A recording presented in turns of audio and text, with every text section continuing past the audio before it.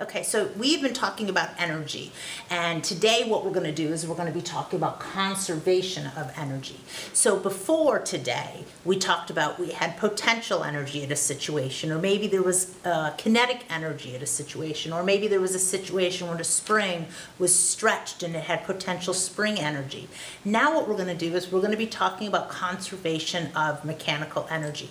So we're going to be comparing a situation before and after. So something that's conserved means it doesn't change.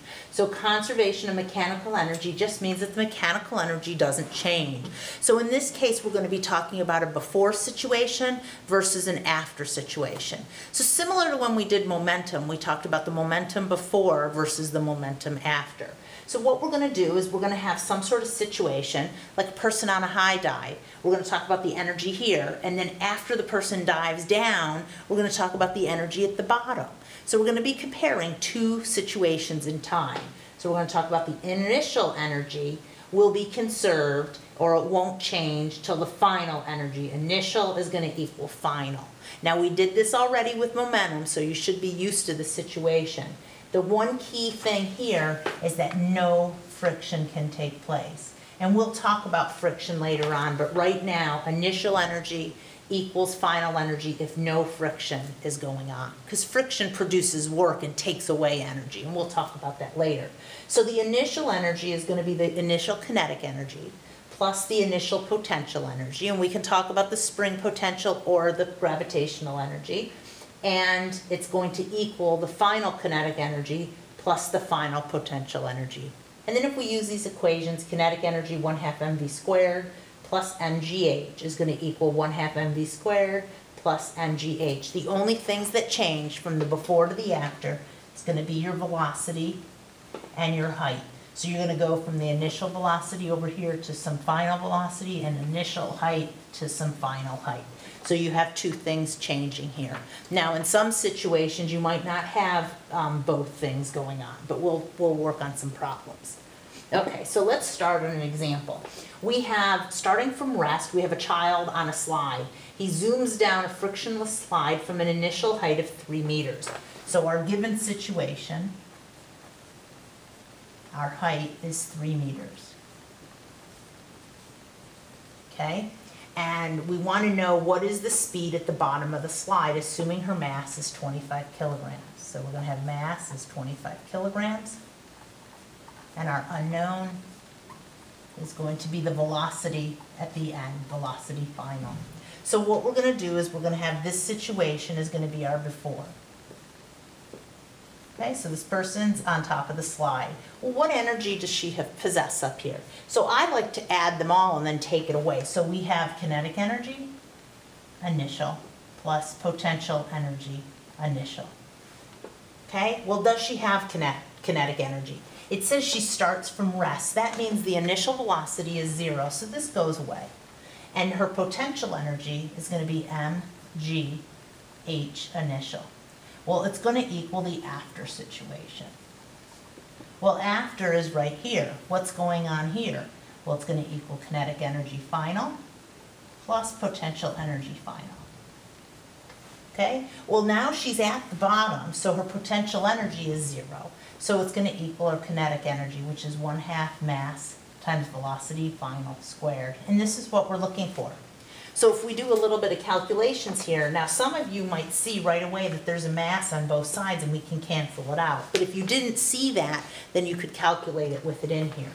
So we know that 2gh, all I'm doing is multiplying by 2, and then taking the square root is going to equal v final. So if I plug that into my calculator, I'm going to have 2 times 9.8 meters per second squared times the initial height, which was 3 meters. And then I'm going to take the square root of it, and I know that my final velocity is 7.67 meters per second. And that equals the velocity that the child ends up at the bottom of the hill. Okay, so we're going to be looking at the energy here, and then the energy here, and because it's a frictionless slide, the energy here equals the energy there. So in this case, if we were going to be looking at some of those bar diagrams up here, she has 0 kinetic energy, but she has all the potential energy. So that would be the before, and down here she has she has maximum kinetic energy and 0 potential energy. So you can see that the energy is being conserved. The kinetic energy is going right to, the potential energy is going right to kinetic energy. So let's try another one. Okay, we have a bird is flying with a speed of 18 meters per second over the water when it accidentally drops a 2-kilogram fish. If the altitude of the bird is 5.4 meters, so this is 5.4 meters, and friction is neglected, so once there we know that energy is conserved, what's the speed of the fish when it hits the water? So this is our before situation. So we're going to find out, well, what energy do they have before? So I'm going to start with both, kinetic initial plus potential initial. And we don't have any springs in here, so we don't even need to include it. And then our after situation is down here with just the fish, and it's going to equal kinetic energy final plus potential energy final. Well, let's see. The bird is flying with a speed of 18 meters per second, so we do have kinetic energy, and we do have potential energy. So we have 1/2 m of the fish. Now we're not really concerned with the bird, we're concerned with the fish. V initial squared plus mgh initial is going to equal the final kinetic energy. And they want to know what is the speed of the fish when it enters the water. So we're looking for V final right here. And the potential energy down here is 0. Okay, so we're going to plug in some information. And once again, you can see that there's an m in all of these, so we can get rid of it. We're going to say 1/2 V initial squared, which is 18 meters per second, and that's squared, plus G, which is 9.8 meters per second squared, times the height. Well, it's 5.4 meters, and that's going to equal 1/2 V final squared, and that's what we're looking for. So if we do some calculations here, we're going to be able to find out that the V final of the fish as it hits the water is 20.73 meters per second. So that's how fast the fish hits the water. Once again, the energy here is going to be kinetic and potential, and then as the fish hits the ground, all of that energy of kinetic and potential is going to go into the speed or the kinetic energy. And it makes sense because it starts with 18 meters per second and then it goes to 20. So what's happening is that potential energy is increasing into the kinetic energy down here. Let's try one more problem. We have a pendulum and it's released from some initial height so that the speed at the bottom of the swing is 1.9 meters per second. What's the initial height of the bob? So now if you can just kind of picture something swinging back and forth and back and forth. So this is what we call the bob. Okay, this is the initial position. So this is the before. Well, it has kinetic energy, initial, plus potential energy, initial. And that is going to equal the after, which is here, which is kinetic energy, final, plus potential energy, final. Well, let's figure this out. A pendulum bob is released, okay? So meaning it starts at 0. So this is going to go to 0.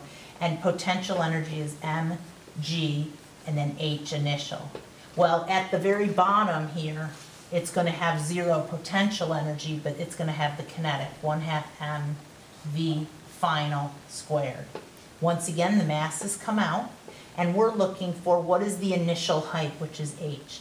So h initial is going to be v final squared over 2g.